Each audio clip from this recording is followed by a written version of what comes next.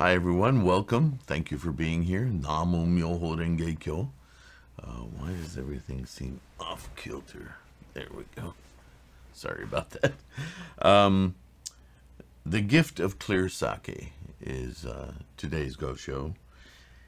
And we have had the opportunity recently to read letters not only to Nanjo Tokumitsu, but Nanjo's mother, Tokumitsu's mother, who had lost her husband and most recently lost her young son. He was like 16 years old. But at 16, young men were expected or given lots of responsibility on plots of land and leadership, and even in this case, taking over some of the deceased father's duties in regulating the lands of the district for the fiefdom and so forth. So it's obviously a great loss, but this letter was written to this woman again on the following New Year. So it's still within a year of her losing her son, but she has sent more sustenance, more gifts, more offerings through Nichiren, evidently in preparation for the new year. So she sent clear sake. So that's the impetus for this letter. And it's interesting. Nichiren will make reference to a very eminent poet of the time, being as in Japan at that time, New Year's is not like it is here in North America. It's not celebrated at the same time. It's a little later in the progression of the calendar. And it is believed that once New Year's is over, it's almost a celebration of the beginning of spring, or seen that way anyway. So therefore, a lot of what Nichiren will be talking about might seem odd to us in the West, because many of us are still in the snow once New Year is done, unless you're in the more southern regions of the continent. On the northern hemisphere anyway. If you're in the southern hemisphere, the opposite. But the idea of spring is familiar to anyone, no matter where you live, where blossoms start to show up, and you know, all of the things attendant with that season of the year, right? So here we go. I've received all your gifts: 1 container of clear sake, 10 metal pouring pots, 100 steamed rice cakes, 1 bucket containing perhaps 2 sho of syrup, a basket of mandarin oranges, and 10 skewers of dried persimmons. I have read your message that your joy at the beginning of spring has unfolded like the cherry blossoms and waxed full like the moon. Wow, it's outstanding how much support this one woman is sending Nichiren. It's really amazing, given her situation especially. Your late son Goro comes inevitably to mind. The blossoms that once fell are about to bloom again, and the withered grasses have begun to sprout anew. Why does the late Goro not return as well? Interesting. If he were to come back with the evanescent flowers and grasses, then even though we are not Hitomaro, we would wait by the blossoms. Even though we are not tethered horses, we would never leave the grass. Hitomaro is the great poet I mentioned earlier. So he's speaking very metaphorically, in the language of poetry, if you will. A sutra passage says that children are enemies. Perhaps there is reason for this. The bird known as the owl devours its mother, and the beast called Hakei destroys its father. A man called An Lu Shan was killed by his son. Shi Shi Ming and the warrior Yoshitomo killed his father Tamayoshi. Thus the sutra has grounds for saying that children are one's enemies. This is the Mind Ground Sutra he's quoting. I think he's going to talk about that in a minute. Another sutra passage says that children are a treasure. The King Wonderful Adornment was destined, after his life had ended, to fall into the hell called the Great Citadel of Incessant Suffering. But he was saved by his son, the Prince Pure Storehouse. Not only was he able to escape the sufferings of that great hell, but he became a Buddha called Sal Tree King. A woman called Shodainyo, for the faults of greed and stinginess, was confined by the realm of hungry spirits. That's one of the lower worlds, right? But she was saved by her son, Madaglayayana, always struggle with that name, and was freed from that realm. We've read that story before, too. Thus, the sutra's statement that the children are treasure is in no way false. The late Goro was 16 years old. Not only did he surpass others in his disposition and handsome appearance, but he was fully endowed with a man's strengths and was praised by all. Moreover, his obedience to his parents' will was like water taking the shape of its container or a shadow following a body. You relied upon him as the pillar of your household. You thought of him as your staff upon the road. All the wealth in your family coffers existed for this child. So did the family retainers. You see how important a young man was at the time. When the father is deceased, it falls to the younger son to take over his responsibilities, including the retainers, samurai, taking orders and working at the behest of this young man. So it was a very significant loss, right? You must have been firmly convinced that when you died, you would be carried by him on his back to the graveyard and that there would be nothing left for you to worry about. But lamentably, he has preceded you in death. Why? Why did this happen? It must be a dream, an illusion. I will wake up. I will wake up. You must have thought.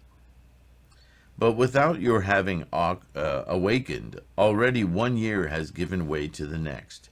You do not know how long you will have to wait. You must feel that if only he had left word where you could go to meet him, then without wings you would soar to the heavens, or without a boat you would cross over to China. If you heard that he was in the bowels of the earth, then how could you fail to dig into the ground? So he's spending a lot of time talking about her dedication as a mother, right? New Year's is always a time, and we do it too, of a sort of regeneration, a recommitment, a reevaluation of our past year and our determination to take us into the future. This is traditionally how we treat a new year, right? This is why we, as practitioners of Nichiren's doctrine of the Lotus Sutra, well,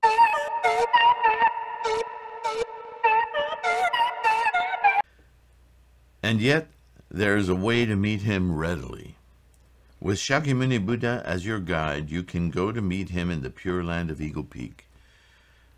In other words, as your son was such a great reward for you as a mother, and his accomplishments were many, even in his short life.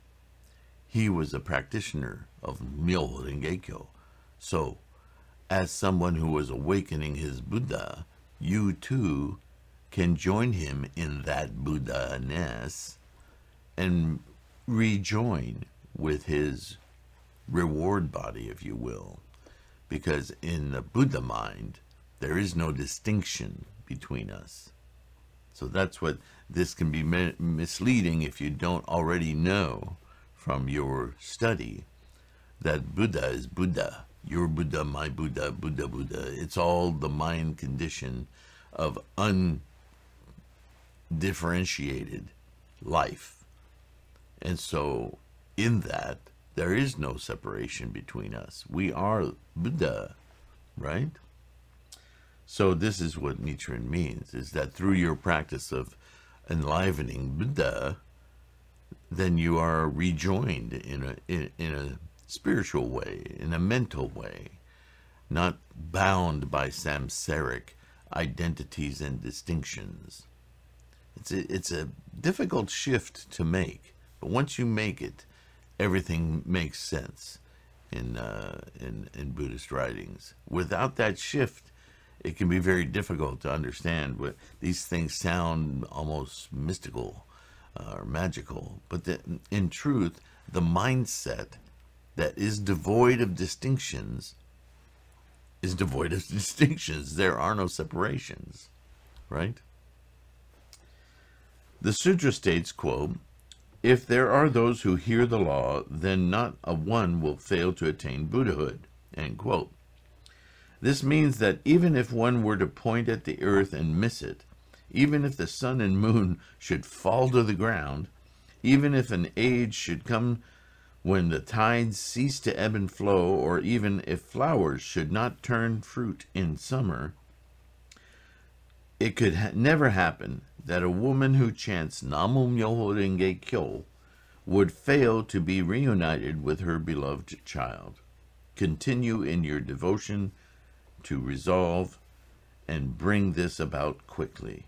With my deep respect, Nichiren. So Nichiren is making an appeal to this woman who has been obviously struggling with the death of not only her husband, but now one of her youngest son. She has a lot to be grateful for, of course, because of Nanjo Tokumitsu, her avid son, who's helping greatly in the proselytizing of Nichiren's doctrines of the Lotus Sutra. But Nichiren wants to reassure her that she can take her grief and her sense of loss and chant Namu Myoho Renge Kyo for her own Buddha-ness, and in so doing have that same unseparated mindset, that clarity of life, that for all of the values that she put on her son exist in life. Therefore, there is a reunification, if you will, of that force of life that is the bond between mother and child. That is a very profound bond, but it is not, as we would assume as samsaric beings, something physical. That bond is of the mind, certainly through the physical birth of a human being. A mother has a great deal of physical, for 9 months, of physical connection with this life. But what that physical connection actually produces is a mental connection that is nurturing, that is in awe of, that is amazed by the process of her own existence in samsara, her bodily functions to create another life. Physically, truly physically, it's just what the body does. It's just how the species continues. It's very samsaric. It's very, very physical, right? Which is something that could cloud a woman's path to Buddhahood, and which has been labeled for centuries and millennia as that which makes a woman incapable of Buddhahood. But we know better than that. Through Shakyamuni's Lotus Sutra, we know better than that. And Nichiren takes advantage every time he talks to a woman of pointing that out. No, there is no difference between you and a man to attain Buddhahood. The distinctions of sex and any distinctions are very samsaric, physically related.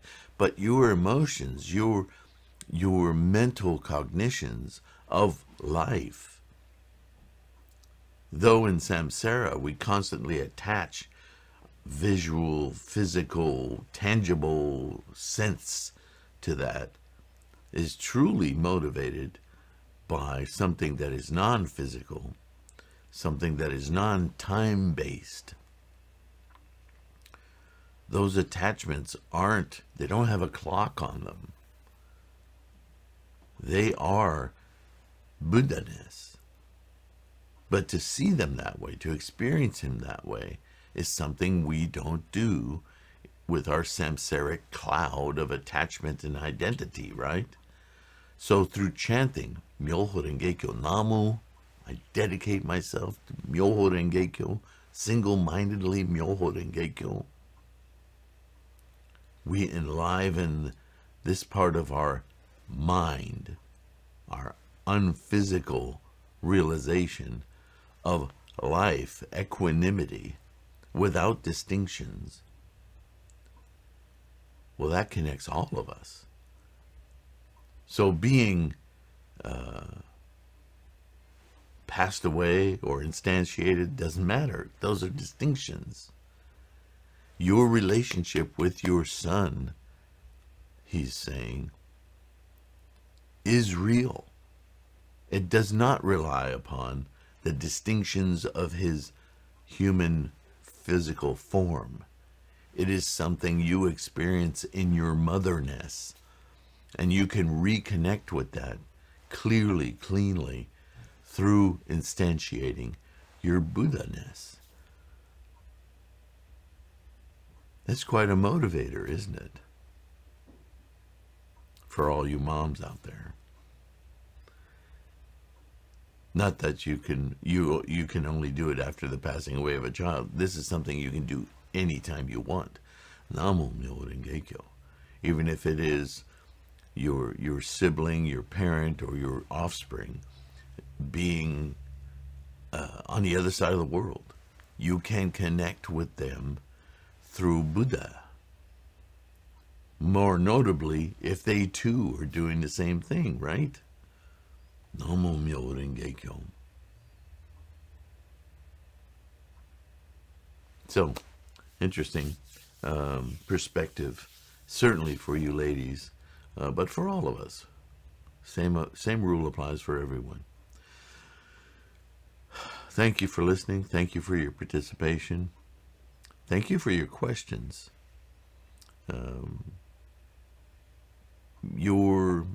Especially if you're struggling with something. I just went through something this morning with I won't call you a member, a co-monk, a student of Nichiren, about some information that I had made unclear. And believe me, I understand that although we all chase clarity, I can be very guilty of being unclear on some things. So this was causing some degree of consternation in this individual. And I cleared it up, I think. But it's great to read stuff like that because it does two things for me. Number one, it shows me how sincere you are to get this right, which is my whole motivation here. And secondly, it humbles me. It reminds me, oh yeah, I have more work to do. So thank you for that. And as he scratches his ear, I will see you in the next one. Thanks again. Namo Myoho Renge-kyo. Bye for now. Hey, thank you for being here. Did you know there's a third way you can help support this channel? And it won't cost you a cent. Yep, if you are not able to be a patron on Patreon or use the PayPal me at .com at Sifu Sylvain, because you just don't have the financial fortune to help support this channel right now, you, as I say, always support this channel by watching, but you can also help us grow so that maybe one day we can get over 10,000 subscribers and YouTube will grace us with monetization. It's not a lot, but if you can make sure you're subscribed and share a video like a simple one, just go into the search criteria and type monk, and you'll have a video that'll come up that's been up for years about what is a monk. You know, it's called monk, who, how, where, something like that. That might be a great introduction to somebody who doesn't understand what a monk is to begin with. It's a tool. Use this channel as a tool to help you with your bodhisattva practice, and share a video to somebody who you think, oh, I know somebody who'll benefit from watching this. And in that way, you can help us grow. And that's a really good way to help your practice along as well. So just wanted to drop that in on you in case that's something that you might find useful. Take care of yourself again, and I'll see you soon. Bye.